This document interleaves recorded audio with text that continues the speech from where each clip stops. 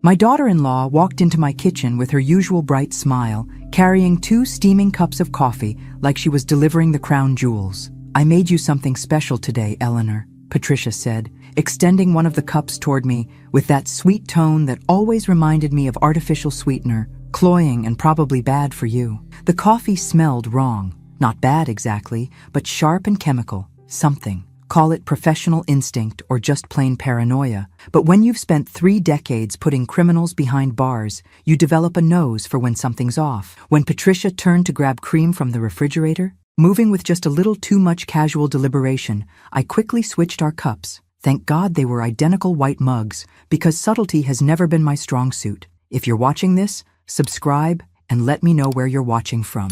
"There you go," she said, settling across from me with what was now my original cup. "Drink up while it's hot." Her smile was picture perfect, the kind you see in family photos right before someone files for divorce. Michael was reading his newspaper in the living room, just like every Sunday morning for the past 3 months since they'd gotten married. Such a whirlwind romance. 6 months together, married after 3. But then again, when you know you want someone's money, you know, right? I'd tried to be supportive, really I had, but something about Patricia always felt rehearsed, like she was performing the role of devoted daughter-in-law rather than actually being one. We chatted about the weather and Michael's work, while I pretended to sip my coffee and watched Patricia take her first drink. Her face twisted slightly, like she'd tasted something unpleasant, and she set the cup down without taking another sip. Interesting. She said nothing about the taste, which was even more interesting. 20 minutes later, she started coughing. Not the polite little cough of someone clearing their throat, but deep,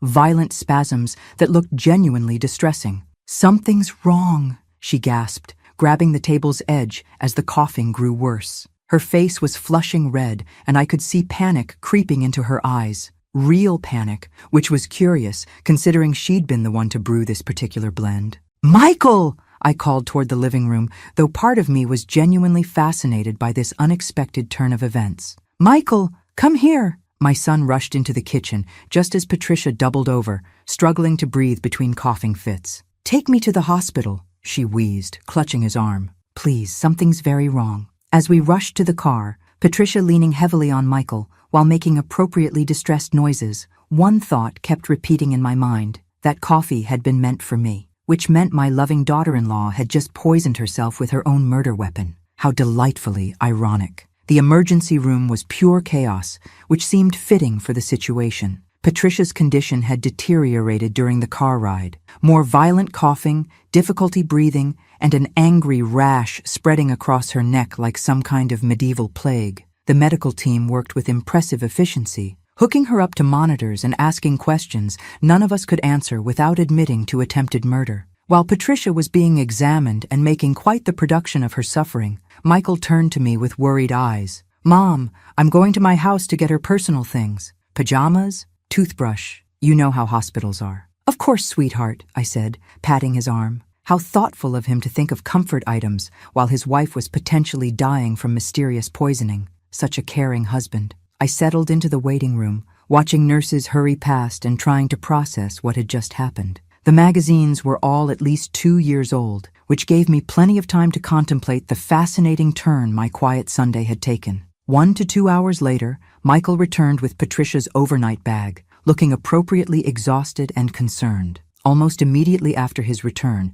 as if choreographed, Dr. Rodriguez emerged from the treatment area with the kind of grim expression doctors reserve for really bad news. "We found traces of a toxic substance in her bloodstream," he announced with clinical precision. "This appears to be deliberate poisoning." The word poisoning hung in the air like a death sentence, which technically it had been meant to be. Before I could fully process the irony of the situation, Patricia's voice rang out from behind the curtain, weak but remarkably clear for someone who'd been at death's door moments earlier. "She poisoned my coffee!" Patricia pointed directly at me with a shaking finger that seemed to have recovered quite nicely from her near-death experience. "Eleanor made me drink it." Well, that was gratitude for you. Here I'd inadvertently saved her life by switching cups, and she was repaying the favor by trying to frame me for attempted murder. The younger generation really had no sense of irony. The police arrived within minutes, because apparently attempted murder gets priority response time. Detective Martinez took our statements separately, and I told them exactly what had happened. The strange smell, my instinct to switch the cups, Patricia drinking what was meant for me. The truth, basically, except for the part where I mentioned how satisfying it was to watch someone hoist on their own petard. Mrs. Wilson, Detective Martinez said carefully, if you suspected the coffee was dangerous, why didn't you just refuse to drink it? It was a fair question, though explaining that years of prosecuting criminals had given me a sixth sense about murder attempts seemed like it might raise more questions than it answered. I wasn't completely sure, I said, which was technically true. I just knew something smelled wrong. When Michael was questioned, his response cut deeper than any prosecutor's cross-examination. My mother's been acting strange lately, he said, not quite meeting my eyes while throwing me under the metaphorical bus. I mean, I don't think she'd hurt anyone. But the doubt in his voice was unmistakable. My own son, hedging his bets between his wife and his mother like he was placing odds at a racetrack. How absolutely charming. Mrs. Wilson, we need to verify some things at your house, Detective Martinez informed me later that evening. The way he said verify made it clear this wasn't really a request, more like a politely worded command performance. I accompanied them without suspicion, watching as they conducted what they called a routine search of my home. Routine, my foot. They were looking for evidence, and from their determined expressions, they expected to find it. 20 minutes later, they struck gold, or rather, they found what someone had wanted them to find. A small bottle of clear liquid hidden in my bathroom cabinet, tucked behind the aspirin like some kind of deadly Easter egg. Along with it, a handwritten list that included Patricia's name and what appeared to be a receipt for chemical supplies. How convenient. How utterly, perfectly convenient. I've never seen any of this before, I said, staring at the evidence that had somehow materialized in my own bathroom. The handwriting on the list looked suspiciously like mine, which was either an impressive forgery or I'd developed a split personality with homicidal tendencies. The officers exchanged those meaningful glances that law enforcement officers perfect in training, the look that says, "We've got our suspect," without actually saying it out loud. "This is highly suspicious," one murmured to his partner, as if I couldn't hear them standing 3 feet away. "But we'll need computer analysis and expert testimony to build a solid case," the other replied, clearly having watched too many crime shows. "Ma'am, we'll be back tomorrow morning with a complete search warrant," Detective Martinez informed me, with the kind of professional courtesy reserved for people who are definitely going to jail. "We need to examine your computer and bring in forensic specialists." They left a patrol car stationed in front of my house, ostensibly for my protection, but clearly for surveillance. I stood at my kitchen window, watching the officer in the car pretending to read a newspaper while obviously watching my house, and realized that I was no longer a victim reporting a crime. I was a suspect under investigation for attempted murder. The evidence had been planted. Of that, I was absolutely certain. But how? And by whom? The timing was too perfect, too convenient. Someone had used those crucial hours at the hospital to set me up for attempted murder, and they'd done it with the kind of precision that suggested either professional experience or really excellent planning skills. As I drew the curtains closed, shutting out the sight of my police babysitter, I couldn't shake the feeling that my real troubles were just beginning. Whoever had orchestrated this little frame job was clearly more creative than your average criminal. How refreshing to finally meet someone who appreciated the finer points of evidence tampering. By morning, panic had set in with the efficiency of a well-oiled machine. I could see the patrol car outside, looking about as subtle as a neon sign advertising "Suspected criminal lives here," and every fiber of my being screamed that I was about to be arrested for something I didn't do. Well, technically something I would have prevented if I'd been the intended victim, but let's not split hairs. I picked up my phone and dialed the one person I knew would believe me, mainly because he'd seen me in action for 20 years and knew I was far too smart to poison someone with my own coffee cups. "Frank, I need your help. I'm in a terrible situation," I said when my former colleague answered on the second ring. Frank Morrison had been my partner in the prosecutor's office for 2 decades. If anyone would recognize the difference between actual guilt and a really good frame job, it would be him. Plus, he owed me for covering for him during that unfortunate incident with the defense attorney and the hotel room, though we'd agreed never to speak of that again. "Frank, you've known me for 2 decades. You know I would never poison anyone." I paused. "Well, not anyone who didn't deserve it, and certainly not with such sloppy technique." "Of course I know that. Eleanor, tell me exactly what happened." I explained everything. The coffee, Patricia's theatrical poisoning, the conveniently planted evidence that had appeared in my bathroom like a malicious housewarming gift.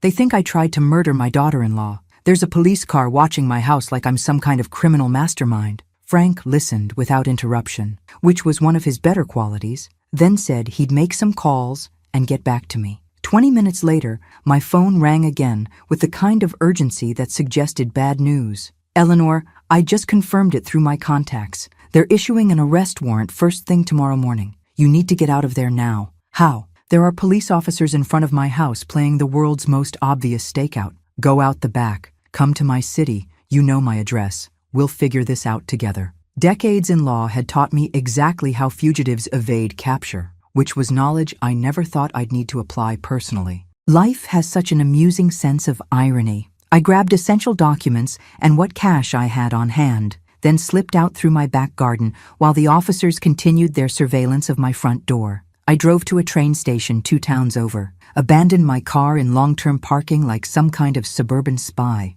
and began a carefully planned journey involving multiple trains and buses. By evening, I was standing on Frank's doorstep, officially a fugitive from justice. Well, I said when he opened the door, this isn't exactly how I planned to spend my golden years, but at least it's more exciting than Bridge Club. Frank's guest room felt like a safe house, which in many ways, it was. The irony wasn't lost on me. After spending my life putting people in jail, I was now hiding from the very system I'd once served. Eleanor, you're officially a fugitive, he said over coffee the next morning, as if I needed reminding. This is serious. If they arrest me, I'll never be able to prove my innocence from inside a jail cell, I replied, stirring sugar into my coffee with perhaps more force than necessary. We need to find out who Patricia really is, because I'm fairly certain devoted daughter-in-law isn't her actual profession. Frank had maintained contacts throughout law enforcement during his retirement, the kind of network that comes from decades of Christmas cards and professional favors.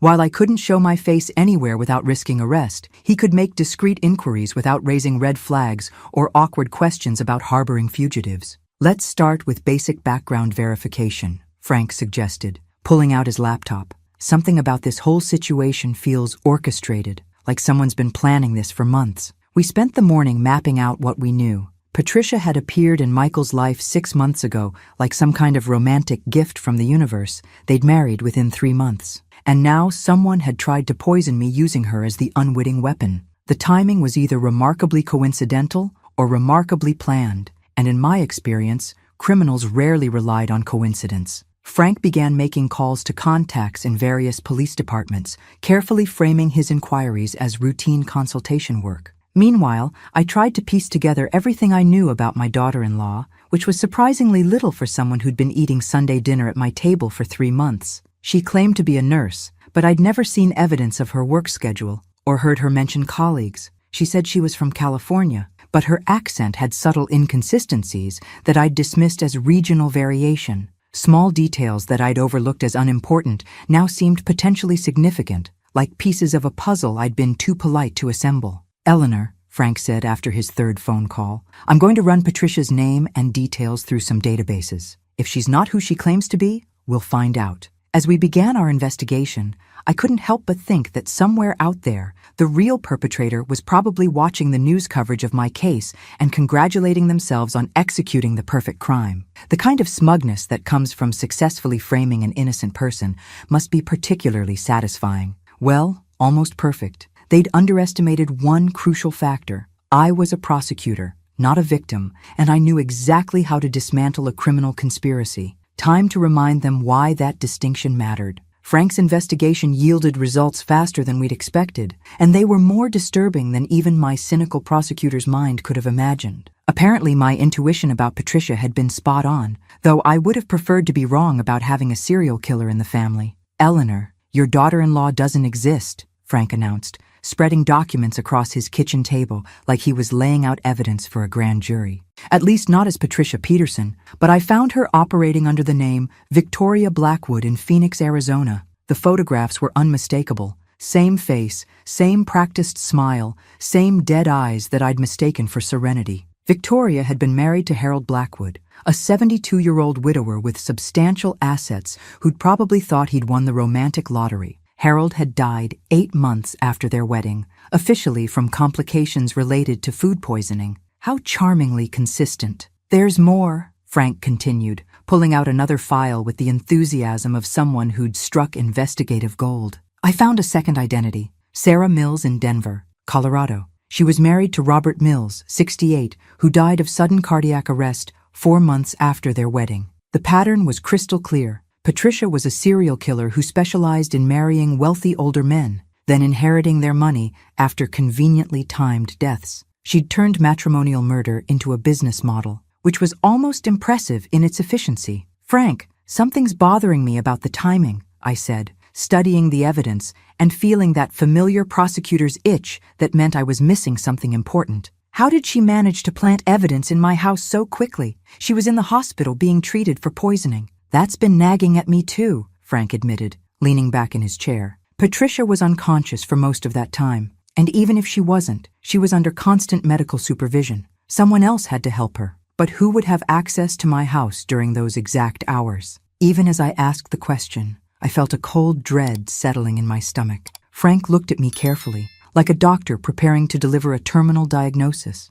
"Eleanor, only Michael had access to your house during that period, and if he didn't go where he said he went," I felt my stomach drop, like I'd been pushed off a cliff. My son would never do that. He was shocked when Patricia got sick, but even as I said it, I could hear the doubt creeping into my own voice. "Sometimes the people we love surprise us," Frank said gently, though his expression suggested he was thinking the same dark thoughts I was trying to avoid. "I'm just saying the timing was very convenient." The doubt he was planting felt like poison itself, spreading through my thoughts and contaminating every memory of that day. Someone had planted that evidence with perfect timing and intimate knowledge of my home. The question was, had my son betrayed me, or was I just being paranoid? Given recent events, paranoia seemed like a perfectly reasonable response. Frank's words haunted me through a sleepless night, playing on repeat like some kind of emotional torture device. The next morning, I had a sudden realization that made my blood run cold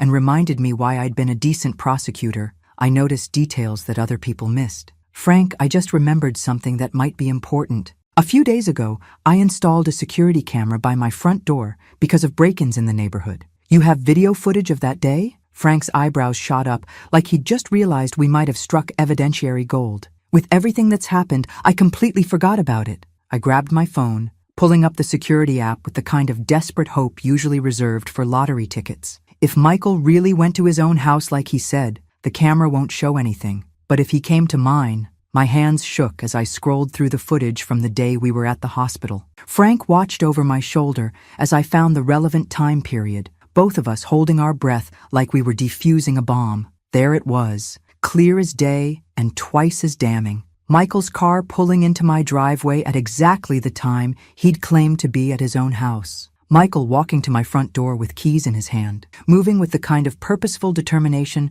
that suggested he knew exactly what he was doing. Michael entering my house and staying inside for over an hour, more than enough time to plant evidence throughout the house and probably redecorate while he was at it. Worst of all, the footage showed him leaving through my back door, clearly attempting to avoid the front camera. Because nothing says innocent son running errands like sneaking out the back door of your mother's house. "He lied," I whispered, staring at the screen like it might suddenly show a different version of events. "My own son lied to the police about where he was." Frank put a hand on my shoulder with the kind of gentle sympathy usually reserved for funeral parlors. "Eleanor, I'm sorry, but now we have concrete evidence." I couldn't speak for several minutes. The betrayal cut deeper than any physical wound, like someone had reached into my chest and rearranged my vital organs. My son, the child I'd raised, supported through every failure and celebrated through every small success, had actively participated in framing me for attempted murder. "Why?" I finally managed, though the word came out as more of a croak. "Why would Michael do this?" "I don't know," Frank said quietly, "but we're going to find out." The sweet family dinners, the loving conversations, the concern in Michael's eyes at the hospital, it had all been an elaborate performance. My son was a stranger wearing a familiar face, and apparently he was much better at acting than I'd ever given him credit for. How delightfully twisted. I'd raised my own Judas, and he'd sold me out for significantly more than 30 pieces of silver. Despite Frank's protests and his very reasonable concerns about my mental health, I knew what I had to do. I'm going there, Frank. I need to confront my son with all the evidence. Eleanor, that's dangerous, Frank said, using the tone usually reserved for talking people off ledges. You're a fugitive, and now we know Michael can't be trusted. This could be a trap. I need to hear it from him before we go to the police, I replied, checking my car keys with the determination of someone who'd already made an irrevocable decision.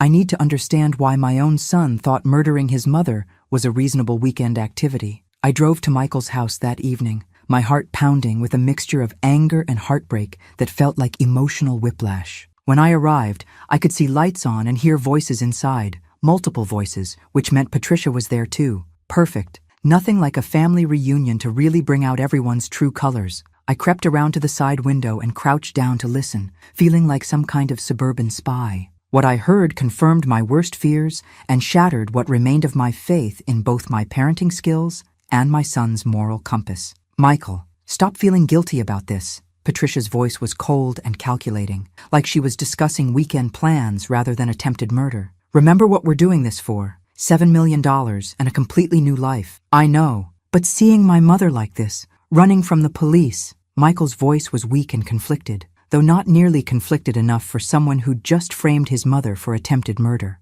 Your mother who treated you like a failure your entire life, who never believed in you. Patricia's manipulation was masterful, hitting every insecurity with surgical precision. With me, you're finally the man you were meant to be. I pulled out my phone and started recording, placing the camera carefully on the windowsill to capture both their faces. At least I'd have evidence of their little conspiracy, assuming I lived long enough to use it. You're right, Michael said, his voice growing stronger with conviction. She never respected me. At least with you, I feel like I matter. Suddenly, Patricia's eyes locked onto my phone like a predator spotting prey. Michael, your mother is here. Before I could move, Patricia had grabbed something from a drawer, a gun. Because apparently my evening wasn't quite dramatic enough yet. Her voice carried clearly through the window, meant for me to hear. You just made this so much easier, Eleanor. Now I can claim self-defense when you came back to finish what you started. I dropped below the window line, my heart racing like I'd just sprinted a marathon. Patricia was planning to kill me right there and make it look like I'd returned to complete my attempted murder of her. Well, at least she was consistent in her creativity. Eleanor, I know you're out there. Patricia's voice carried through the night air as she moved through the house with the gun, sounding like some kind of demented game show host. Let's finish this once and for all. I crouched behind the garden shed, trying to control my breathing and wondering if this was how my career in law enforcement was going to end, hiding behind garden tools while my daughter-in-law hunted me like a wild animal. The irony was almost poetic if you appreciated dark humor. Come out, wherever you are. Patricia called in a sing-song voice that would have been charming if it wasn't accompanying attempted murder. You can't hide forever, and frankly, I'm getting impatient. Through the open door, I could hear Michael's panicked voice. Patricia, this is getting way too dangerous. Maybe we should think about this. We should think about what? Patricia snapped back with the patience of someone who'd clearly reached her limit. She saw us. She heard everything. There's no going back now, Michael. We have to kill her for real this time. But what if someone hears the gunshot? The neighbors might call the police. Then we'll say she attacked me and I defended myself, Patricia replied with the kind of casual confidence that suggested she'd thought this through. The police already think she's a would-be murderer. This just makes their case easier. I had my phone clutched in my hand, still recording everything with the dedication of a war correspondent. Patricia's voice was clear, her intentions unmistakable, and her complete lack of remorse was frankly impressive in its thoroughness. She was planning my death and explaining exactly how she'd cover it up, like she was giving a lecture on advanced murder techniques. Michael, help me search the yard, Patricia commanded with the authority of someone who was clearly in charge of this particular criminal enterprise. She can't have gone far, and I'd like to wrap this up before the late news starts. I heard footsteps on the patio, then moving in my general direction with the kind of systematic approach that suggested they'd watched too many detective shows.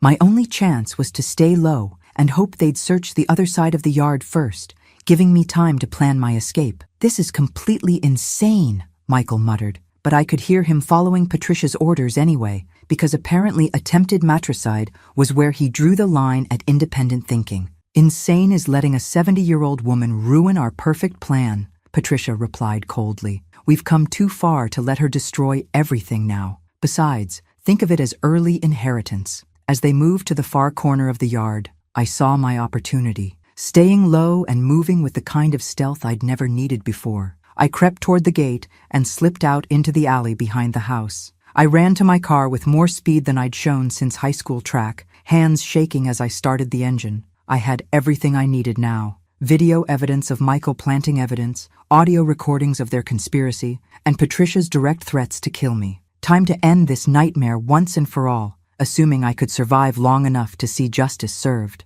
I drove straight to Frank's house, my hands still trembling from adrenaline and the surreal experience of being hunted by my own family. "Frank, I have everything. Patricia tried to kill me, and I got it all on recording." Frank took one look at my face and immediately put on coffee, because apparently surviving attempted murder called for caffeine. We spent the next hour reviewing the evidence, the security camera footage of Michael, the audio recordings of their conspiracy, and Patricia's remarkably clear threats against my life. It was more than enough to prove my innocence and expose their guilt, assuming the justice system still functioned the way it was supposed to. "Eleanor, this is solid evidence of conspiracy, attempted murder, and witness intimidation," Frank said, reviewing the recordings with the thoroughness of someone who'd spent decades building cases. "We need to get this to the authorities immediately. Plus, identity fraud, murder, and probably tax evasion," I added. "Because if you're going to build a case, you might as well be thorough about it." Patricia's been quite the busy little criminal.